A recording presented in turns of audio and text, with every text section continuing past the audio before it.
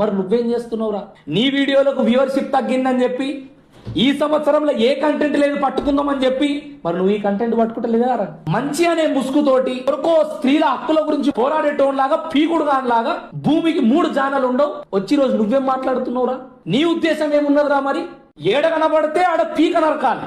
సరేరా, అరే నా అన్వేషణ, నీకు నిజంగా దమ్ము ఉంటే భారతదేశంలో ఏ ఒక్క మూలకొచ్చి బార్డర్ దాటి మూలకొచ్చి నిలబడి ఎవరి పీక నరుకుదాం ఆ రోజు నువ్వు నాకు ఫోన్ చేయ, మనం పోయి నరుకుదాం రా. నువ్వు భారతదేశం మీదకి ఏడైతే మీ తల్లి గారు 9 నెలలు నిన్ను మోసి. ఈ వీడియో లాస్ట్ దాకా చూడు.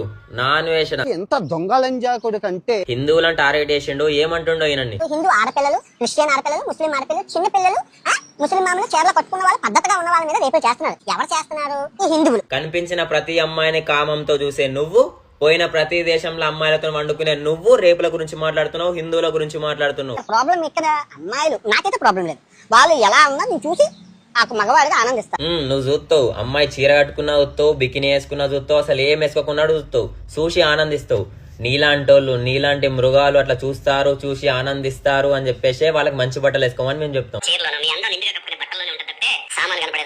నువ్వు రాతగాని చెప్పడానికి నువ్వేవాడివి రా అని చెప్పి అంటున్నావు కదా. నువ్వే ఒక వీడియో వేసినా నీకు చూపిస్తా చూడు. అందరికి తవలే మానం కాపాడుతుంది పప్పు. అందరికి టవలే మానం కాపాడుతాడట పాపం. మరి నువ్వేవాడి రా.